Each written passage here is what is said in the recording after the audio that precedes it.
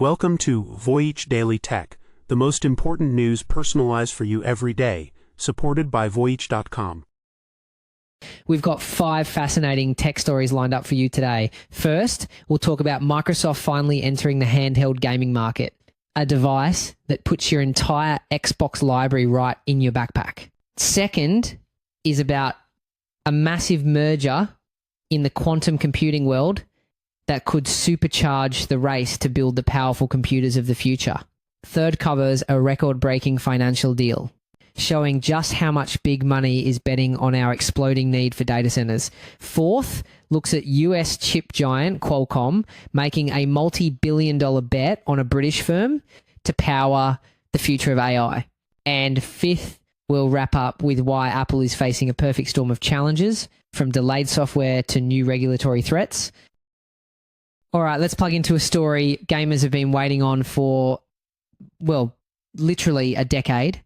Imagine having your entire Xbox library, hundreds of games, on a device that you can just toss in your backpack. Well, that's not a rumor anymore.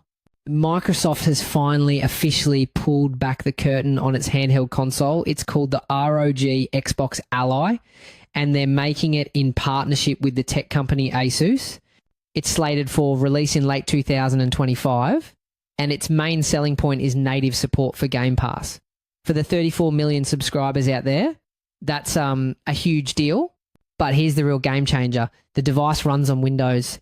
As Xbox's Rowan Sones put it, this gives you the, quote, full freedom and versatility of PC gaming, meaning you can exit the Xbox app and launch other platforms like Steam.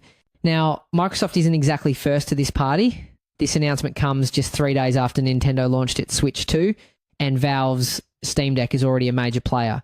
The Xbox Ally will come in 2 flavors, a base model and a more powerful X version with a bigger battery and double the storage.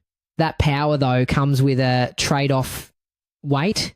At over 700 grams for the X model, it's quite a bit heavier than the Switch 2. The one big question that Microsoft left unanswered is the price. So the real story here is that the battle for gaming is officially moving beyond the living room. Microsoft is betting that its massive library and PC-like flexibility will be the killer combination. We'll just have to wait and see if it's a price gamers are willing to pay. Now, from the hardware you can hold in your hands to the kind of hardware that could redefine our future, we're going to talk about the world of the incredibly small and the incredibly powerful. Have you ever thought about problems that are just too big, even for our best supercomputers to solve? I'm talking about designing new medicines or creating new materials from scratch. Well, the race to build a computer that can solve them just got a major shake-up. A US firm, IonQ, is buying a UK-based startup called Oxford Ionics in a massive deal valued at nearly $1.1 billion. So what's the big deal here? Think of it like this. IonQ is already a leader in building the main hardware for quantum computers, the engine, if you will.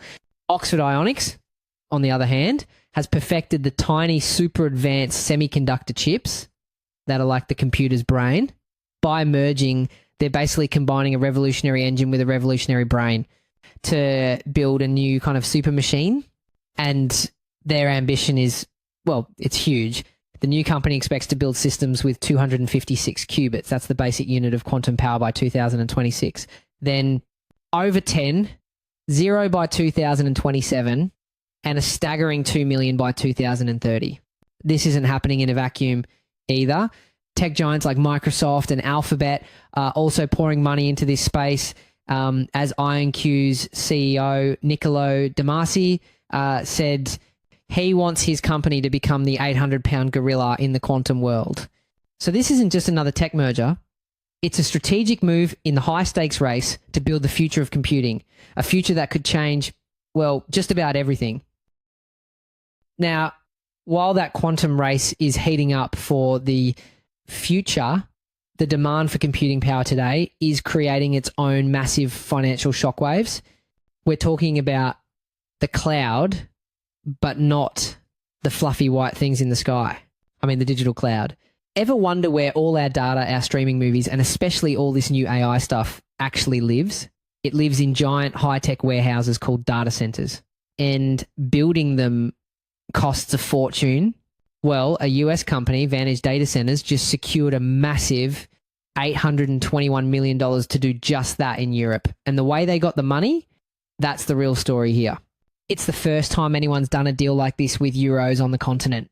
Here's how it works. In simple terms, Vantage basically took 4 of its huge data centers in Germany, 2 in Berlin and 2 in Frankfurt, and used them as collateral. These aren't empty buildings. They're fully leased out to major tech companies. So Vantage told investors, hey, lend us money, and these buildings and their rental income are your security. And investors, they loved it. One of Vantage's executives, Rich Cosgray, admitted the deal was, and I'm quoting here, pretty highly levered, which is financial speak for taking on a lot of debt. But even so, the deal was oversubscribed by 2 to 4 times. The demand was huge. So why does this matter? It shows that the people with the big money are incredibly confident that our need for data and AI is only going to explode. This isn't just a boring financial transaction. It's a massive bet on the physical backbone of our digital future. It's a sign that the invisible world of data is getting some very real, very expensive new homes. Speaking of big money betting on the backbone of our digital world, let's talk about another multi-billion-dollar deal that's making serious waves, this time for the tiny chips that power that AI gold rush. Imagine you own stock in a company and a buyer comes in and offers to pay you almost double what it was worth just a few months ago. Well, for a British semiconductor company called Alphawave, that's exactly what just happened.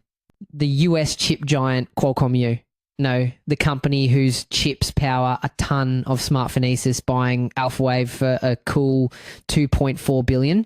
And get this, the cash offer was a 96% premium on Alphawave's closing price back in March. As you'd expect, their stock shot up more than 22% on the news. So what's the big deal here? It's all about AI. Qualcomm is already a king in the mobile phone world, but they see the writing on the wall. They need to expand beyond that. Especially as customers like Apple start making more of their own chips. So they're making a huge play for the booming data center market. Think of it as the picks and shovels of the AI gold rush. As Qualcomm's CEO, Cristiano Armon, put it, Alphawave has tech that is highly complementary to their own. This isn't just a simple purchase. It's a strategic chess move. It shows just how much value is being placed on the hardware that powers artificial intelligence. And, it also highlights a bigger trend of US tech giants swooping in to buy British firms at a bargain. So while some US giants like Qualcomm are making aggressive moves to dominate the future of AI, another tech titan is finding itself in a much more defensive position. Let's talk about a company that's usually on top of the world, but might be feeling a little shaky right now. Apple, when you think of Apple, you probably picture sleek design and innovation, but heading into their big annual software conference, the company is facing, a perfect storm. For one, they're playing catch up. A lot of the big artificial intelligence features they promised last year, like major upgrades for Siri, are delayed. Meanwhile, rivals like Google and Microsoft are sprinting ahead with their own AI. At the same time, regulators in the US and Europe are threatening to pull down the lucrative walls around Apple's App Store. Add in a stock price that's dropped over 40% this year and a threat from President Trump of 25% tariffs on the iPhone, and it's a lot. But here's where it gets really interesting. The race for smart glasses. Meta and Google are pushing lighter, cheaper glasses that act like an AI assistant for your face. As analyst Ben Bargeron puts it, they can see what I see and answer questions about your world. Apple, on the other hand, has its super impressive but also super expensive 3500 Vision Pro headset. Another analyst, Anshel Sarge, basically called it a showroom product. Cool, but not for everyday life. Now, it might not be a catastrophe. One expert, Bob O'Donnell, pointed out that most people aren't really buying phones based on AI features yet. Still, for a company that has always defined the cutting edge, this is a huge test. It's a moment that asks whether the ultimate trendsetter can catch the next big wave, or if for the first time in a long time, they might get left behind. That's it for today on Voyage Daily Tech. Follow, share, and stay tuned for daily updates coming your way tomorrow.